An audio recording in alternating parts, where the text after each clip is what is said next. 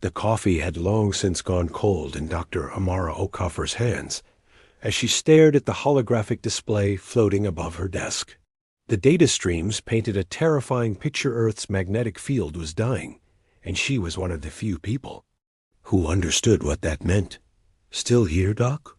Commander Jake Morrison's voice carried that familiar edge of exhaustion mixed with determination.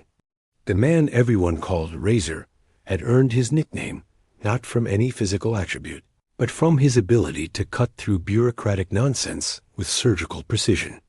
"Jake," Amara gestured to the swirling patterns of electromagnetic decay. "Look at these readings from the magnetosphere stations. We're losing field strength at an exponential rate." Morrison stepped closer, his weathered face illuminated by the amber glow of the data. As head of what remained of humanity's space program, a shadow of its former glory after the Great Isolation began 5 years ago, he'd learned to read disaster in scientific displays. "How long?" he asked simply. 6 months, maybe 7 if. "We're lucky." Amara's Nigerian accent thickened with stress. "The field collapse will strip away our atmosphere. Solar radiation will sterilize the surface." Morrison was quiet for a long moment, studying patterns that most people would dismiss as abstract art, but he'd spent enough time with scientists to recognize the shape of extinction. "This isn't natural," he said finally. Amara nodded grimly. "The degradation pattern is too uniform, too systematic. Something is draining our planet's electromagnetic field, and I think I know what." She manipulated the display, zooming out to show the entire solar system. Around its perimeter, barely visible against the cosmic background, was a faint geometric pattern, a lattice of energy that enclosed their entire star system like a cage. "The Sovereign Compact," Morrison breathed. "Those bastards didn't just quarantine us. They're killing us."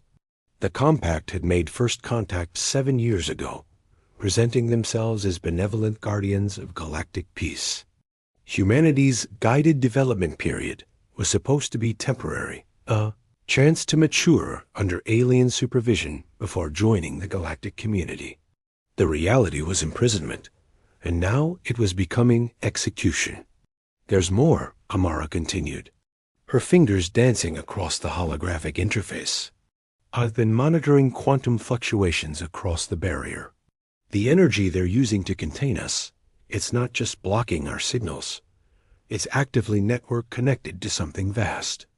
"A communication grid?" "More than that. Jake, I think their containment system is actually part of a galaxy-spanning control network. If we could somehow reverse the polarity, turn their own infrastructure against them." Morrison's eyes sharpened. "What are you thinking?" "What if we don't try to break out? What if we break in?" Outside the laboratory windows, the first satellites were beginning their death spirals, trailing fire across the darkening sky. Across the planet, electromagnetic anomalies were causing cascading system failures. Governments that had spent 5 years debating humanity's response to alien contact were finally beginning to panic. But in that small laboratory in Lagos, 2 people who refused to accept extinction were beginning to formulate humanity's most audacious gambit. They wouldn't fight the Compact's technology, they would subvert it. And in doing so, they would accidentally light a fuse that would burn across the galaxy. 3 weeks into their desperate project, Amara and Morrison had assembled the most unlikely coalition in human history. Nuclear physicists worked alongside street hackers, military commanders shared data with anarchist engineers, and theoretical mathematicians collaborated with indigenous shamans who understood energy patterns in ways that quantum mechanics was only beginning to grasp. Their headquarters was a converted mining platform in the North Sea, chosen for its isolation and its massive electromagnetic infrastructure. The oil rigs had been retrofitted with quantum resonance amplifiers, turning the entire complex into humanity's last gamble. "Status report," Morrison called out as he entered the main control room, where dozens of screens showed real-time data. from every continent. We're getting there, called out Elena Vasquez, a former NASA engineer who now served as their chief systems integrator. The Beijing team has successfully synchronized their particle accelerator array with our frequency. Moscow's nuclear grid is online. The problem is power. We need more juice than the entire planet currently generates. Amara looked up from her calculations, dark circles under her eyes, betraying weeks of sleepless nights. That's why we're going to use their own energy against them. The containment field isn't just a barrier, it's a reservoir. We tap into that, and we'll have enough power to broadcast across the galaxy. Broadcast what, exactly? Asked Dr. Sarah Collingwood, an astrophysicist from the Navajo Nation, whose understanding of harmonic resonance had proven crucial to their approach. If we're going to hijack their network, we need to decide what message we're sending. Morrison had been dreading this question. In the military, the answer would be simple: broadcast our location, call for help, maybe transmit technical specifications to prove human worth. But Amara had suggested something different, something that seemed almost impossibly naive. We broadcast ourselves, Amara said quietly. Not our technology, not our weapons, not our strategic value. We broadcast our culture, our art, our philosophy, everything that makes us human. The room fell silent except for the hum of machinery. Outside, another satellite burned through the atmosphere, a reminder that conventional approaches had failed. Doc, Morrison said carefully, these are the species that decided we were too dangerous to exist. You really think sending them our music is going to change their minds? Not their minds, Amara replied, her voice gaining strength. The minds of everyone else under their control. Jake, what if the compact isn't just containing us? What if they're containing everyone? She brought up a new display intelligence data they'd gathered from the brief period of alien contact. Look at the power structures. 12 species, but they all defer to the same central authority. Perfect compliance, no dissent, no cultural variation beyond surface aesthetics. That's not a coalition, it's a control system. Dr. Collingwood nodded slowly. In our traditions, we speak of the difference between power over and power with. The compact has built their civilization on power over. They may have forgotten what power with looks like. Elena's console chimed with an incoming transmission from the Australian team. We've got another problem, she announced. The magnetic field degradation is accelerating.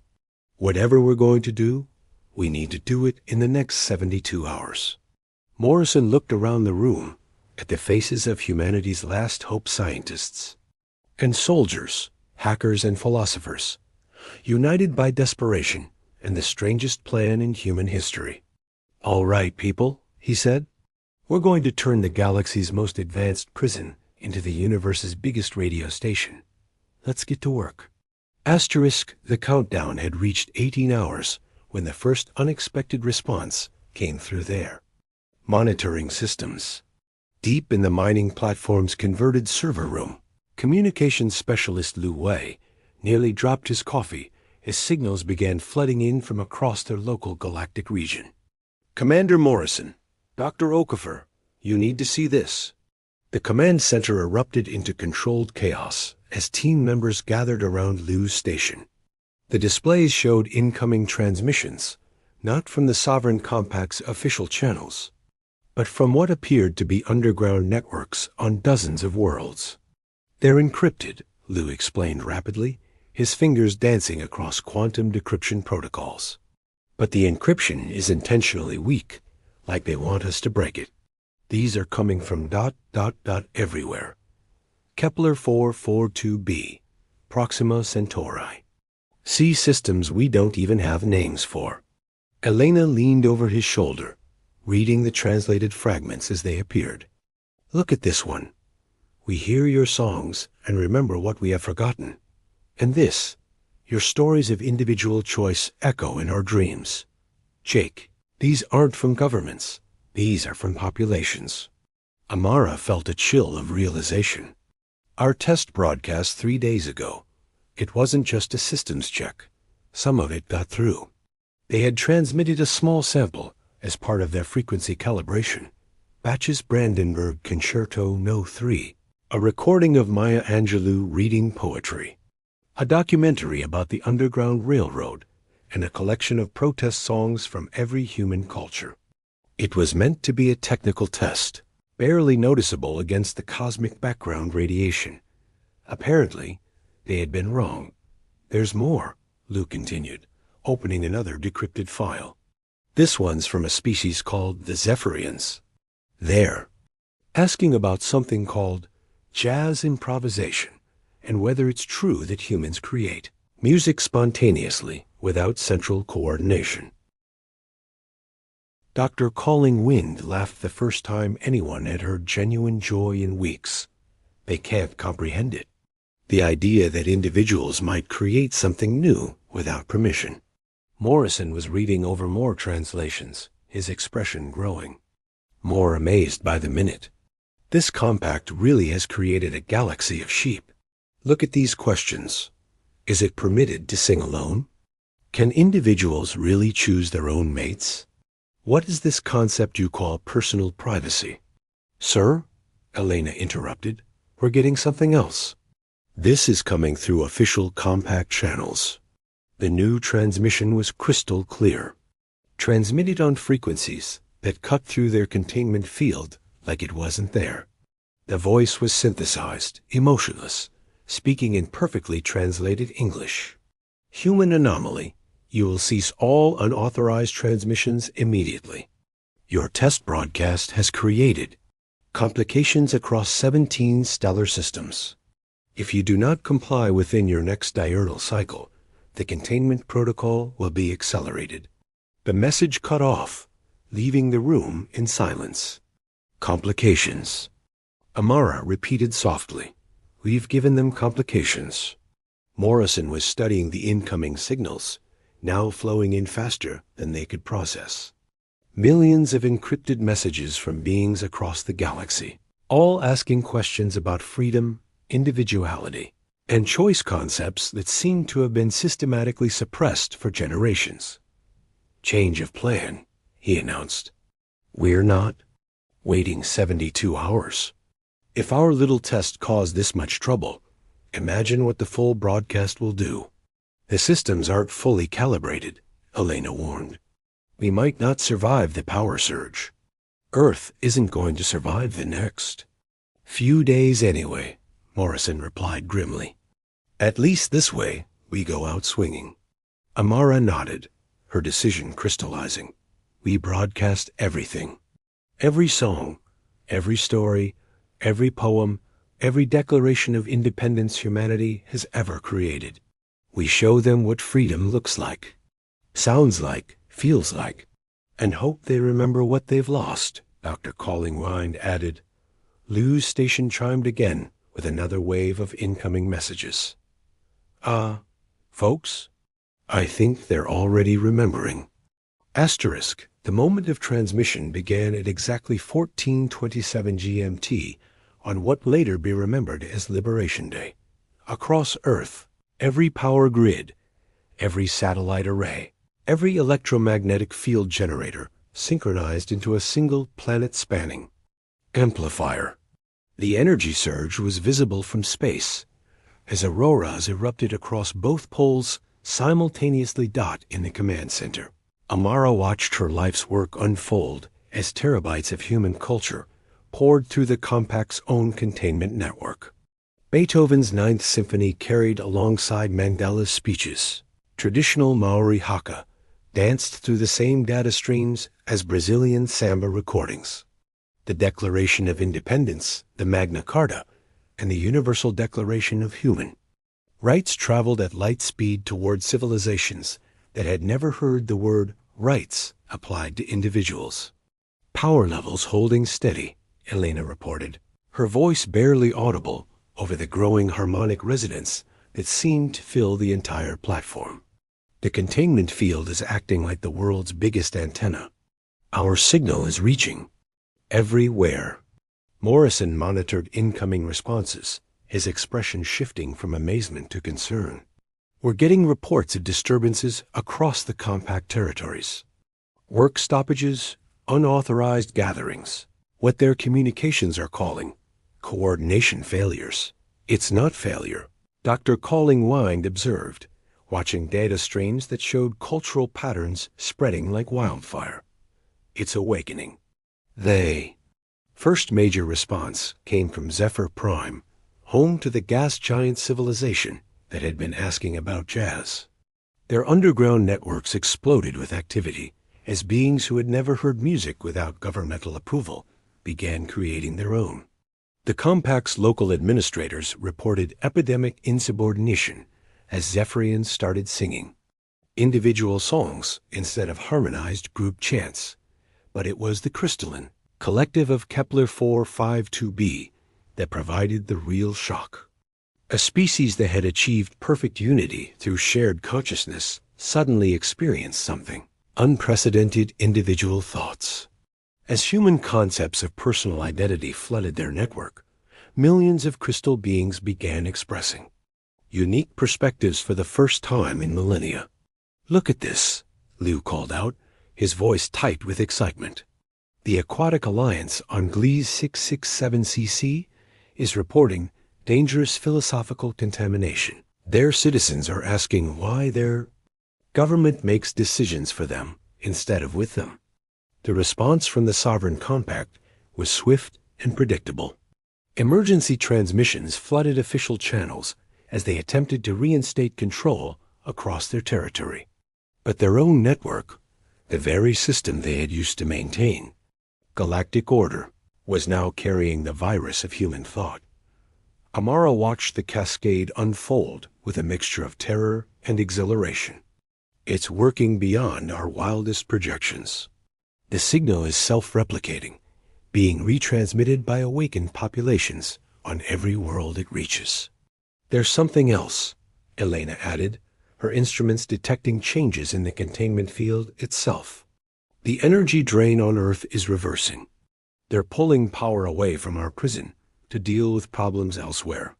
Morrison felt a moment of victory, but it was quickly tempered by new intelligence. "We've got incoming. The Compact is dispatching what they're calling a pacification fleet to our location. 12 ships, ETA 6 hours. The irony wasn't lost on anyone. In trying to contain humanity's dangerous ideas, the Compact had inadvertently broadcast those ideas to every civilization under their control. Now they faced galaxy-wide rebellion, triggered by the very species they had sought to eliminate. "Sir," Liu reported, "we're receiving a priority transmission from the resistance networks. They're coordinating a simultaneous uprising across all compact territories.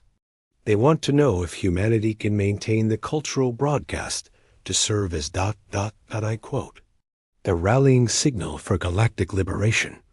Amara looked at her instruments, then at Morrison. "We can maintain the signal, but not if those ships reach us." Morrison smiled grimly. "Then we'd better make sure the next 6 hours count." The pacification fleet arrived to find Earth's orbital space filled with an impossible sight: ships. Hundreds of them, representing dozens of species that had never cooperated before, all broadcasting the same message on repeat fragments from humanity's cultural transmission, mixed with their own newly rediscovered traditions. Commander Zarthik of the compact flagship Eternal Order stared at his tactical display in disbelief. Zephyrian cloud dancers flew alongside crystalline geometric vessels, while the bioships of the Aquatic Alliance moved in patterns that suggested individual choice rather than hive coordination. How is this possible? He transmitted to his fellow commanders. These species have been compliant for over 1,000 stellar cycles. The answer came not from his fleet, but from his own crew. Navigator Yelena, a being who had never spoken an unauthorized word in her entire service record, quietly said, "Perhaps compliance was never the same as agreement, Commander." Zarthik spun to face her, but found that his entire bridge crew was staring at him with expressions he had never seen before. Not the blank efficiency of perfect order, but something that resembled the dangerous spark of individual thought. Earth, Amara watched the standoff unfold through telescope arrays that had somehow survived the electromagnetic chaos. "The fleet has stopped," she reported. "They're not advancing."